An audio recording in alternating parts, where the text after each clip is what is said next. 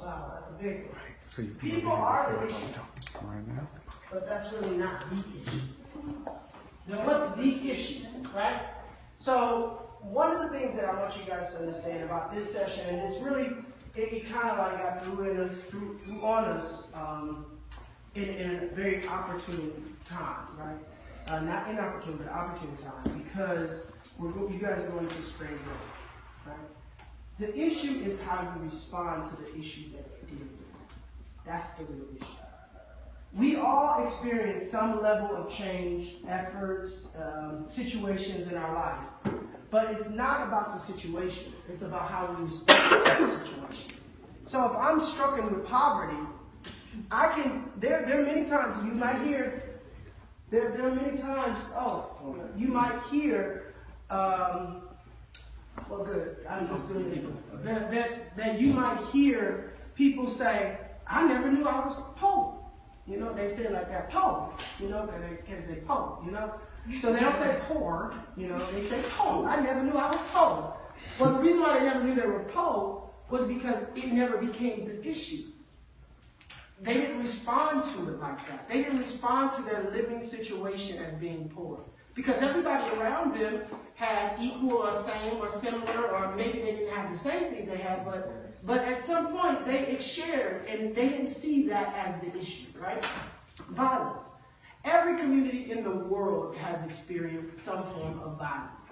Sexual violence, physical violence, mental violence, emotional violence. Very good. Emotional violence. We've all experienced it in some kind of way, whether it be the transitioning or the passing of a family member. That's a trauma. That's a trauma form that we deal with, right? And we don't always like it, right? We don't want to see grandma go, or we don't want to see cousins, or especially our young cousins and young friends go. We don't want to see them go. But it's an issue, but it's how we respond to that issue. So that is why when Mr. Jonathan asked if he could come and share on top of what he's already done, that is why when he asked, I felt like this was the best time. This was the best time. Now, we altered this schedule in order to make this happen, and we would have loved to have everybody here, because I know you're going to say, well, Mr. Terrance, everybody's not here. It was what we wanted for everybody to be here. But so we had to put it out there and say, anybody who can come, please make it happen today. Because I know if I can get one or two of you all and this in your ear, you'll share this information again. So, affirming youth is going to bring to you what it means or how you deal with the response aspect of it, right? Different perspective, but it helps you draw closer to the power that is within you. The you, and that's what we're about. And we're so grateful to have Challenge 10 here to capture. So that's why we also think it's a surprise. That's why when some of you all was like, well, what are we doing? We don't want you to say, oh my gosh, my makeup not done, my hair not did. So you wouldn't come because of those things. I wanted you to come and sincerely get this vibe. So you can take it right, Clark, because I know you like to be ready for the camera at all times, right? So without any other questions, without any further ado, let's go ahead and welcome Mr. Jonathan Spice. Now, how many of y'all have been in a Let's Talk It Out session before? Who went to No More Broken Hearts?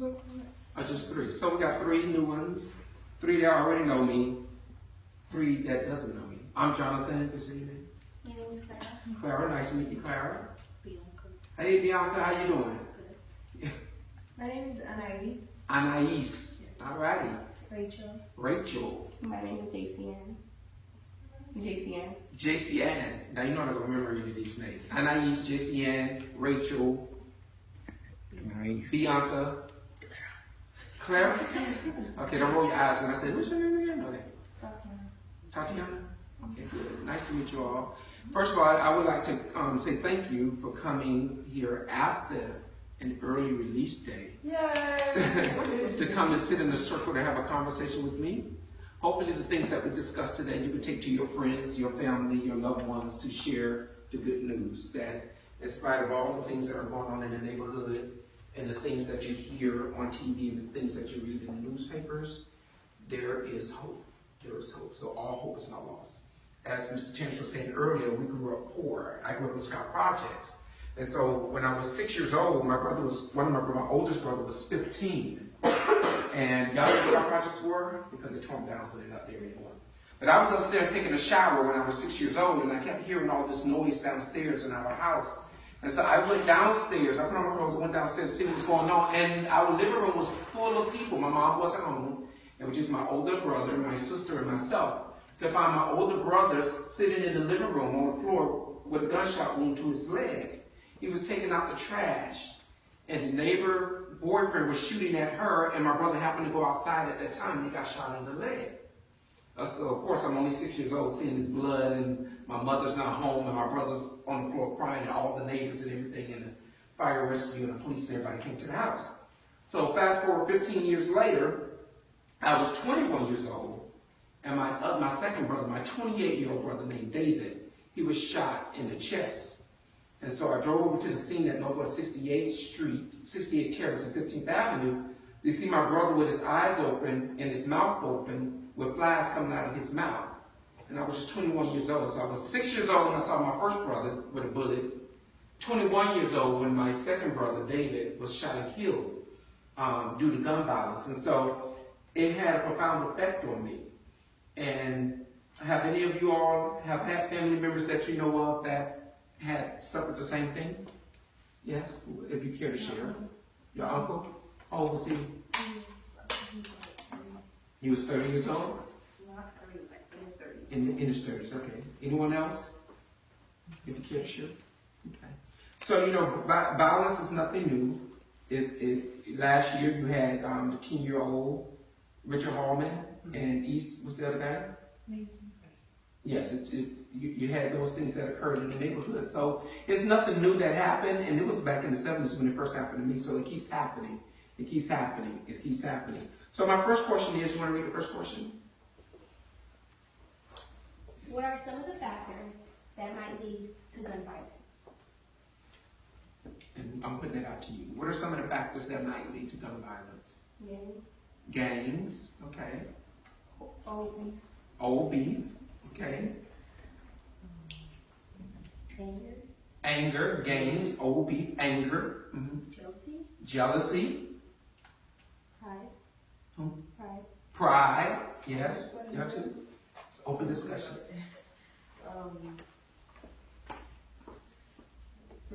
Grudges, old beef, grudges, yes. Fear.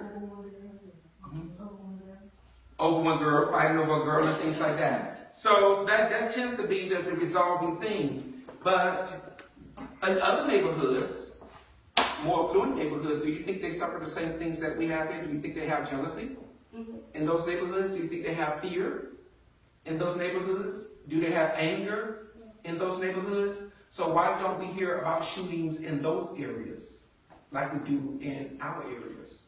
I feel as if that anywhere you go, there's always going to be some form of shooting, but everybody deals with something differently.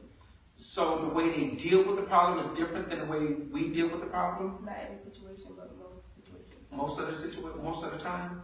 So my question becomes, why do you think people in more affluent areas deal with the problems differently?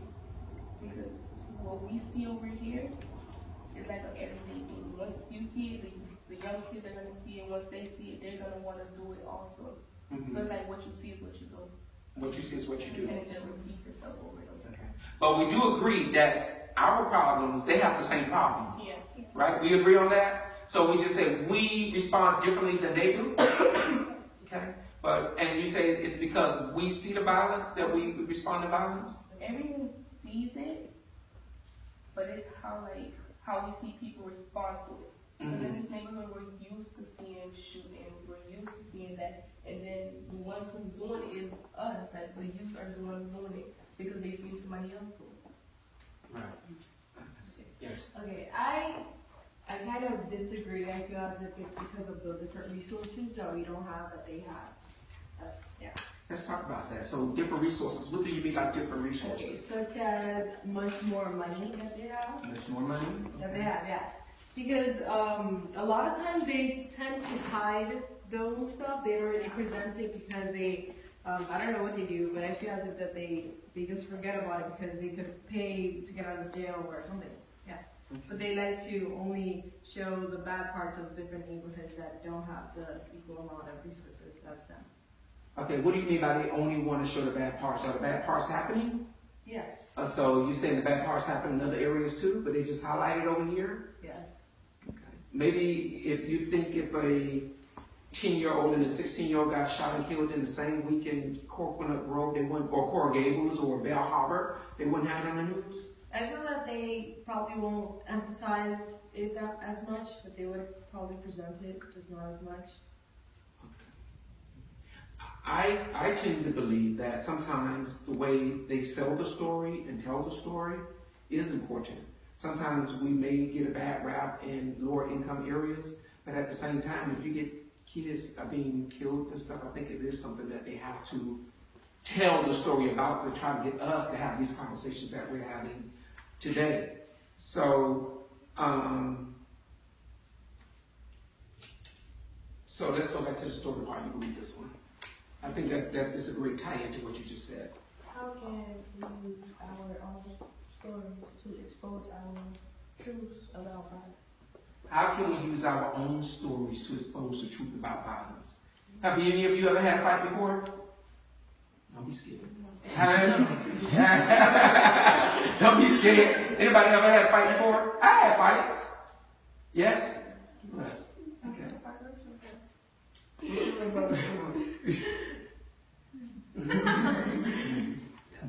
So how can we use our stories to expose the truth about what violence really does to us? What does it really mean? Like you said, your uncle, your cousin, your uncle? Right. How did that make you feel when you had to go through that trauma with your uncle? Angry. Right. And so what did you do with that anger after it occurred? I'm a person who doesn't tell people about things. I tend to keep it. You tend to keep it inside. And when you keep things inside, especially something that hurts you so deeply, what do you think it's doing to you? It's hurting you? You said that, you said it. Right. And same thing with my brother. I was in the Miami Herald this past Sunday, and we were talking about the gun deaths and the violence. And I said the same thing. You see these things happening, and you keep moving. It's not like you can say, stop, I got to deal with this. We have to go to school the next day. We have to get up the next day and continue on with our lives. And so, do you think that is a good or a bad thing? Anybody? Is that a good or a bad thing that you don't deal with it, you just keep moving? It's a bad thing? Why do you feel it's a bad thing? Because I feel like we should be able to deal with it and stop the noise.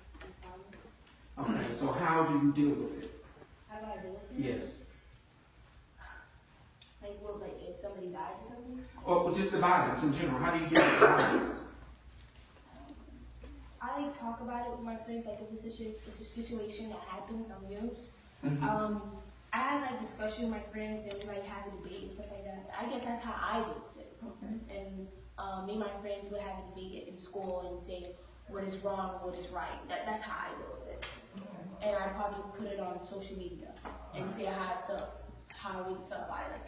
Like how was it wrong, like how they killed a little boy like named King. Right. And then I was like why would you even do that? Like even though you have a problem with somebody, I think I don't know, but that's how I feel about it. But I like how you say you expressed it, whereas you say, and I say too, that I held it in. You see the difference right there? So expressing it, how does that, do you feel that expressing it makes it better or holding it in makes it better? It depends on the person. It depends on the person, it does. Because we all respond to things differently. Yes. Okay, let me just I think that it's not really good to hold anything in that's so great because then you don't give it time to heal as much. It's not really, it's just there. It's like putting a band-aid on like, I don't know, like broken vase or something. Okay. Yeah. So what are the ways that you can deal with it then? Like, you know, like when people are angry, that they do different ways to calm down, like maybe run or something, so they could go to their passions or literature or I don't know, whatever they like to express it. Because a lot of times people don't want to tell other people what happened if it's personal, so they find information. It's all problem. Right, right. Let's deal with that real quick. I'm glad you said that. We're gonna pass these out and go to the second page. Everybody, you can put that on. Go to the second page. Let's talk about some strategies that we could do to deal with anger. You want this one?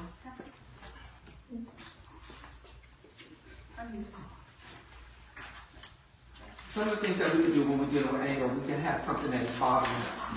One of the most important things that we can do is what? Number one says what? Breathe. Breathe. Why do we breathe? To release what? Okay, to release anxiety and stress. Does it work? No. No? Why do you say it doesn't work? Because I tried to breathe, my anger don't go away. Okay, you try to breathe and the anger doesn't go. You try to take a deep breath. It's one thing to breathe, it's another thing to take a deep breath. Take a deep breath. Okay, and the anger doesn't go away. Right. Anybody else tried it? It doesn't work? Okay, what do you say? I tried it. Well, it doesn't work for me. I don't think I did it right. I don't know. Because okay, when I breathe through it, it's all in my mind. So once I finish breathing like that, then, And who said that it works sometimes and sometimes it doesn't? Right. Okay, tell me. If it's like a situation where it's not that serious, Mm-hmm.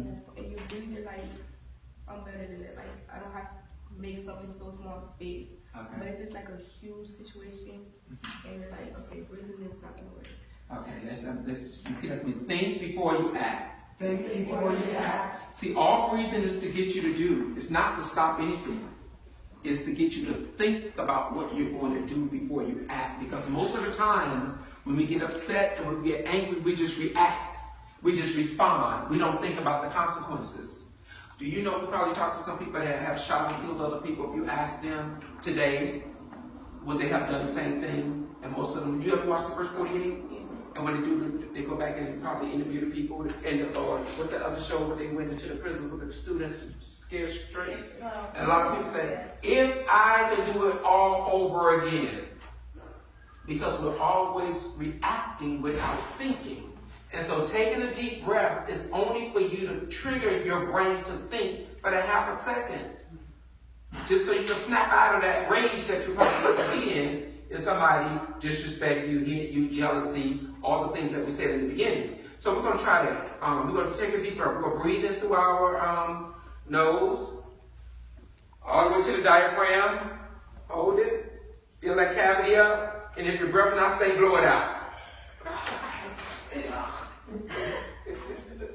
So the breathing is only to get you to think before you act. Think before you act. Okay, another thing that we can do when we get upset, so we just not responding without thinking before we act, is to tense your muscles. When you tense your muscles, what does that do? Restrict you. Puts a hold on you.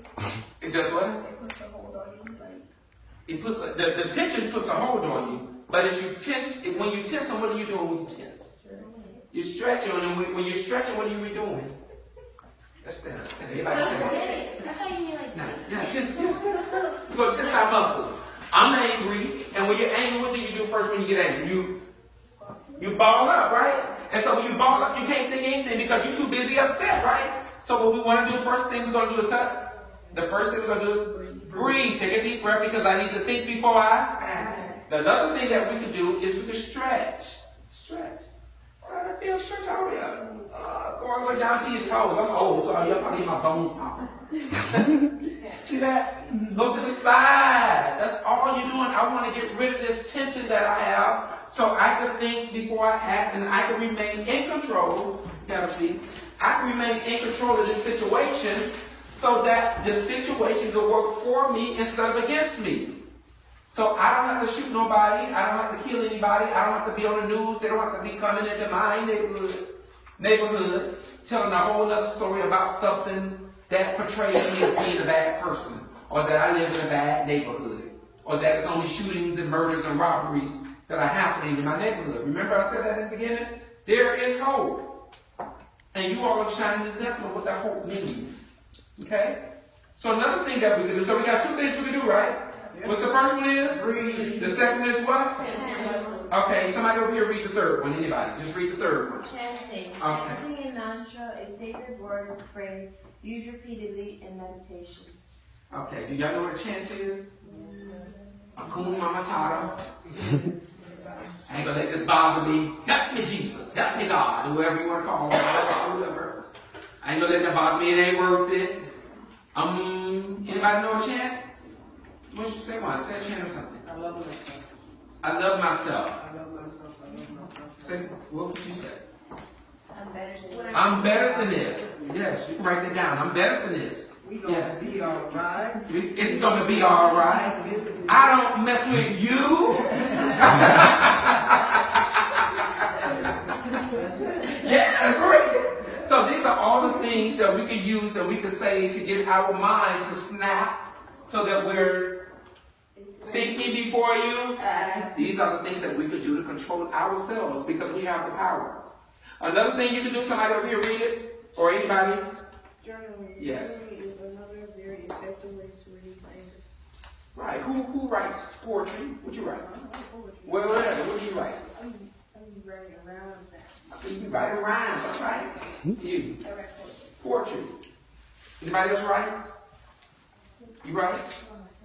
You write about your feelings. I'm an author, so I write about my feelings too. And this is how I came up with all this stuff. I wrote a book about my childhood experiences. And so writing is a very effective way to get rid of anger, to get rid of feelings. Because in that moment, you're just feeling that way. Tomorrow, you may not feel the same way. So sometimes when you write things down, especially in today's day, somebody could come and find it, and they may take it a whole other way than what you meant in that moment and in that time when you wrote it. So don't just leave it around. You may want to tear it up and throw it away. Because you're just writing about what you feel in that moment, unless you're putting it in a song and everything like that. Okay? But writing is very effective. It's a very good tool to get rid of anger. And the last one is what? Exercise. Okay, you can do what? Jump, run, swim, or engage in any type of movement that will help shift and rebalance your mood. Right. Who plays sports? What do you play? Do track. Track. Karate.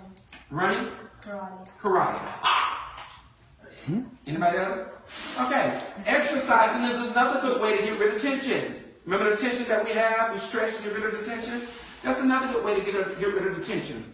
So these are all part of the tools that you can now use to incorporate into your daily life when things get on your nerves, when somebody makes you angry, when somebody's displaying jealousy towards you. You can't say, I just responded, I just get up. I ain't even think about it. Because that doesn't work for us. We get in trouble. We get short ends of the stick. Okay? So how many things that we gave you right here? 5. Okay, now what are some of the things that you can do? What is something else you can do? Yes. Let's say it's not a 5%, but like something that makes you mad over a period of time. Instead of just doing these things, maybe you should sleep. Because sleeping takes it off, like your mind is off. Because I remember like a lot of times when I was sleep and then. Because sleep does what? You're supposed to do what when you sleep? Rest. Yeah, Rest. Your body's resting. What is something else you can do? I listen to music. Listen to music. Another good way. What else do you do? Music? You're right, okay. You can talk to people. Talk to people, yeah. Talk to someone, you said that too. You can express yourself. I like to go to the basketball court. You go to the basketball and you take it out on the basketball court. Yeah. Good, all right, okay. So, anybody who hasn't read it yet? What can be done to stop these kinds of violent encounters? What can be done to stop the violence? More togetherness. More togetherness. Yeah, because Okay. And what do you mean by togetherness? I feel like most times people's working against each other, and instead of being together and trying to build each other, we're like in a competition. Right. Okay. Say it again. More talking, less shooting. Let's talk it out. That's what we're doing right now. We're talking it out. We're talking it out. Yes. What was the question? How to stop violent encounters? How to stop What could be done to stop the violent encounters?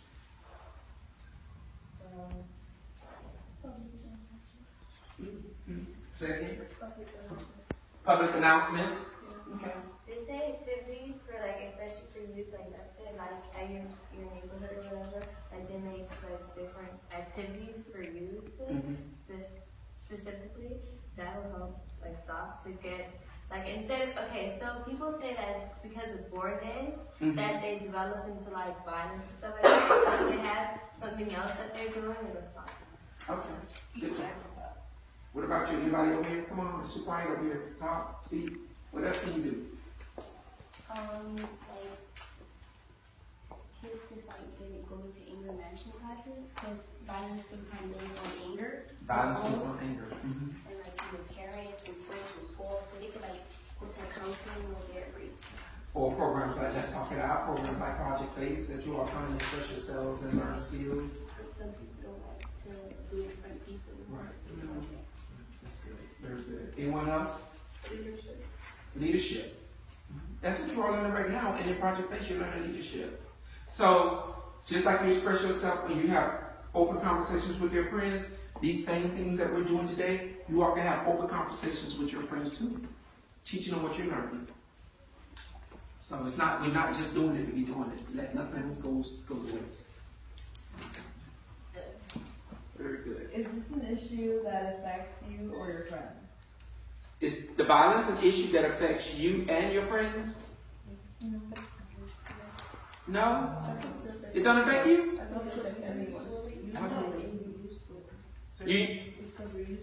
You're used to the violence, and so it doesn't affect you.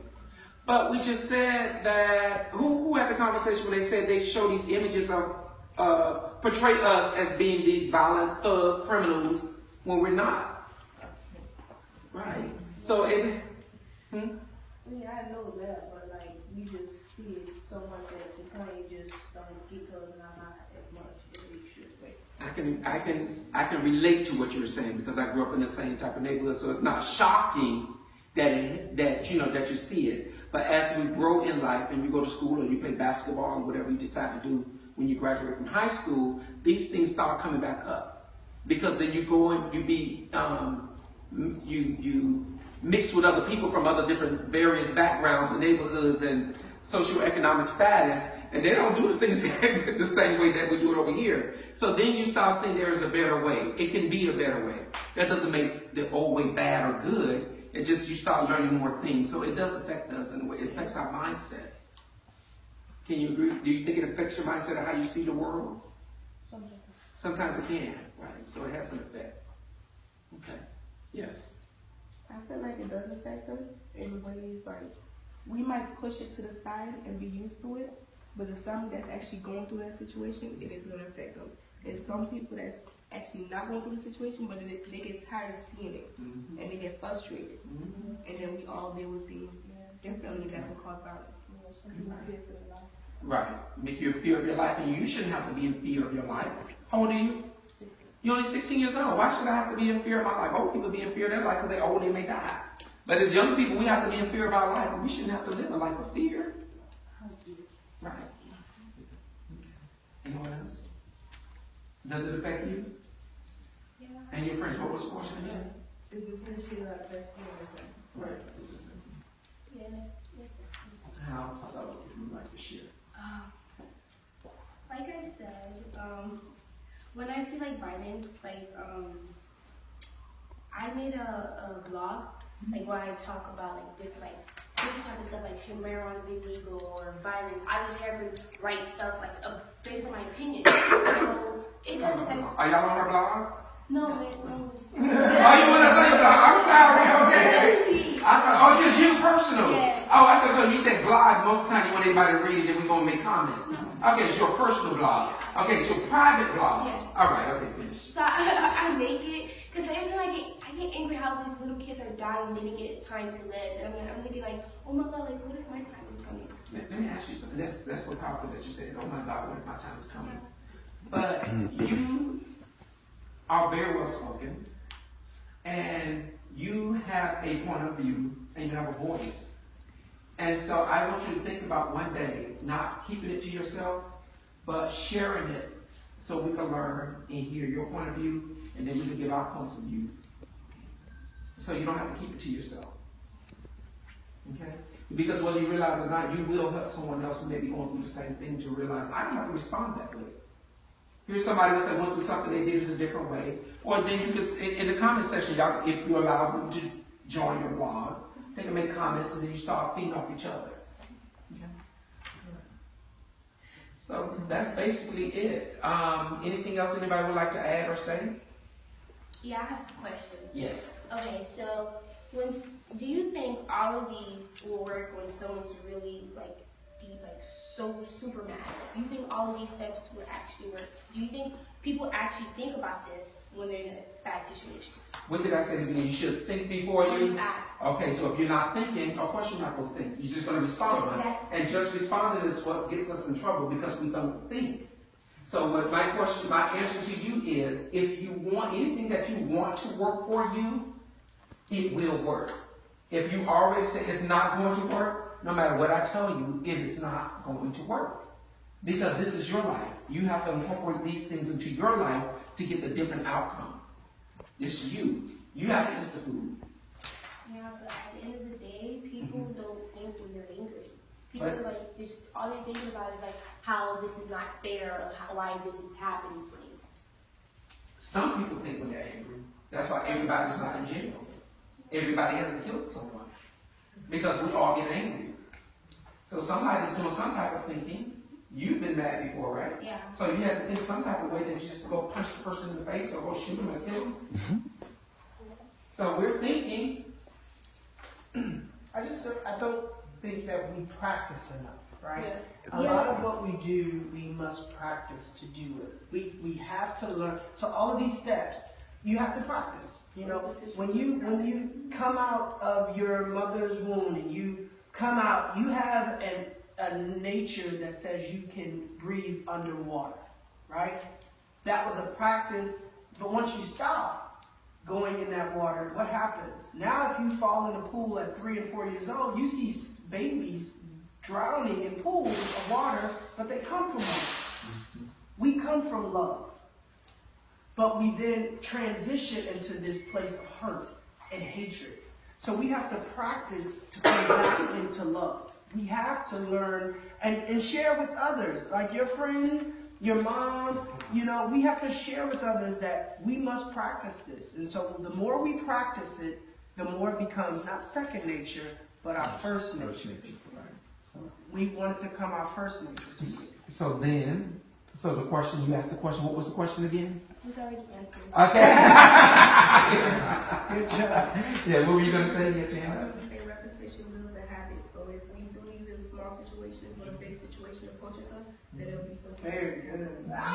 It's just like faith. It's just like faith. When you first start believing in a thing or something that is going to happen that way, and sometimes it doesn't look like it's going to happen, but you don't stop believing. Yeah. You know, you keep practicing. So that's very good. Thank you for those questions. Y'all a good bunch, man. Like I'm doing, you got to sharpen your pencil before you come here. And keep it right. Anyone else has anything to say?